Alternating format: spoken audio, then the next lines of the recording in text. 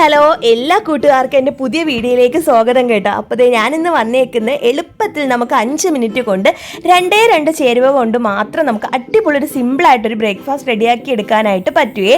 അപ്പോൾ ചില ദിവസങ്ങളിൽ നമുക്ക് ആട്ടിമാവൊന്നും കാണണമെന്നില്ല. അങ്ങനെയുള്ള ദിവസങ്ങളിൽ നമുക്ക് അടിപൊളിയായിട്ട് വെറൈറ്റി ആയിട്ടും കുട്ടികൾക്കും വീട്ടിലുള്ളവർക്കും ഒക്കെ നമുക്ക് കൊടുക്കാൻ പറ്റുന്ന ഒരു അടിപൊളി റെസിപ്പിയാണ് കേട്ടോ. അപ്പോൾ അതിനായിട്ട് ഞാൻ 1.5 കപ്പ് മൈദാമാവാണ് ഇവിടെ എടുത്തേക്കുന്നത്, 2 മുട്ടയും.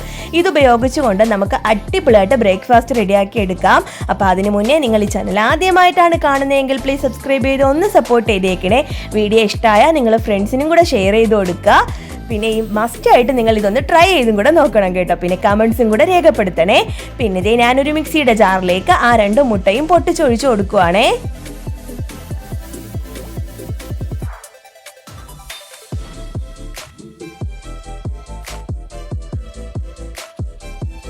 ഇനി ഞാൻ അതിലേക്ക് എടുത്തു വെച്ചിരിക്കുന്ന 1.5 കപ്പ് മൈദാപ്പൊടിയാണേ, അതും കൂടെ ഞാൻ ഇതിലേക്ക് ചേർത്ത് കൊടുക്കുവാണേ. ഈ ബ്രേക്ക്ഫാസ്റ്റിന്റെ ഹൈലൈറ്റ് എന്ന് പറയുന്നത് നമ്മൾ ഒരു തുള്ളി എണ്ണ പോലും ഞാൻ ഇതിൽ ആഡ് ചെയ്യുന്നില്ല കേട്ടോ.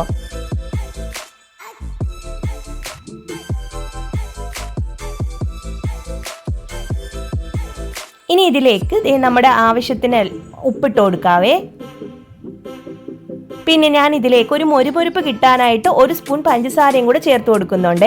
ഇനി നമുക്ക് ആവശ്യത്തിന് ആട്ടിയെടുക്കാനുള്ള വെള്ളവും കൂടെ ചേർത്ത് കൊടുത്തിട്ട് നമുക്കിതിനെ ഒന്ന് മിക്സ് ചെയ്തുകൊണ്ട് വരാവേ. മിക്സിയിൽ ഒരു കറക്കിയപ്പോഴേക്കും അടിപൊളിയായിട്ട് ആ മുട്ടയും മാവും ഒക്കെ മിക്സായി കിട്ടിയിട്ടുണ്ട് കേട്ടോ. ഈ ഒരു ലൂസ് പരുവത്തിലായിരിക്കണം ആ മാവ് കിട്ടേണ്ടത്. നമ്മുടെ ദോശമാവ് പോലെ നല്ല കട്ടിക്കിരിക്കരുത് കേട്ടോ. ഈ ഒരു ലൂസ് വേണം കേട്ടോ മാവിന്. ഈ ഒരു കറക്റ്റ് പരുവത്തിന് അത് കിട്ടിയിട്ടുണ്ടായിരുന്നേ. ഇനി നമുക്ക് നല്ലപോലെ ഇളക്കി കിട്ടുന്ന ഒരു ചട്ടിയിലേക്ക് കുറച്ച് വെള്ളം ഇങ്ങനെ തടവി കൊടുത്തിട്ടുണ്ടായിരുന്നേ. എന്നിട്ട് ആ ഒരു മാവ് നമുക്ക് അതിലേക്ക് ഒഴിച്ചു കൊടുക്കാമേ. ഇതിൽ മുട്ട ചേർത്തത് കൊണ്ട് തന്നെ എണ്ണ ചേർക്കേണ്ട ആവശ്യമില്ല. ചട്ടിയിൽ നിന്ന് നല്ലപോലെ ഇങ്ങ് വിട്ട് വരും കേട്ടോ. നമുക്ക് സിമ്പിളായിട്ട് ഇത് മറിച്ചിടാനായിട്ട് പറ്റുവേ. പിന്നെ ശ്രദ്ധിക്കേണ്ട, വലിയ തീയിൽ ഇത് വെച്ച് കൊടുക്കരുത്. ഒരു മീഡിയം തീയിൽ വേണം നമ്മളിത് വേവിച്ചെടുക്കാനായിട്ട് കേട്ടോ. അപ്പർ സൈഡും ആയി വരുമ്പോഴും ഇങ്ങനെ ബബിളായിട്ട് ഇങ്ങനെ പൊങ്ങി വരും. ഇതിപ്പോൾ നമുക്ക് കറക്റ്റായിട്ട് കിട്ടിയിട്ടുണ്ട് കേട്ടോ. കണ്ടോ, കറക്റ്റ് നല്ല മൊരുമൊരു നമുക്ക് കിട്ടിയിട്ടുണ്ട്. ഇത് സിമ്പിളായിട്ട് നമുക്ക് ഉണ്ടാക്കിയെടുക്കാൻ പറ്റുന്ന റെസിപ്പിയാണ് കേട്ടോ. അപ്പം നമുക്കിത് എല്ലാ കറിയുടെ കൂടെയും കഴിക്കാനായിട്ട് പറ്റും. അപ്പോൾ ബാക്കിയുള്ളതും കൂടെ നമുക്കിതുപോലെ ആക്കിയെടുക്കാമേ.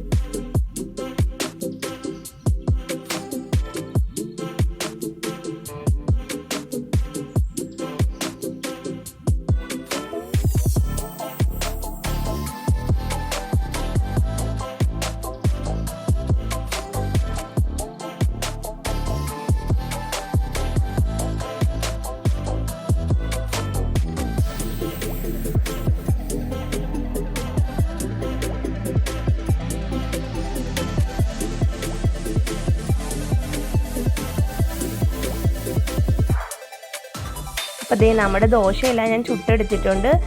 ഒരിക്കലെങ്കിലും നിങ്ങൾ ഉണ്ടാക്കി നോക്കിയിട്ട് ഇതിൻ്റെ ഫീഡ്ബാക്ക് അറിയിക്കാൻ മറക്കരുത് കേട്ടോ. ചാനൽ സബ്സ്ക്രൈബ് ചെയ്യുന്ന കാര്യം മറക്കല്ലേ.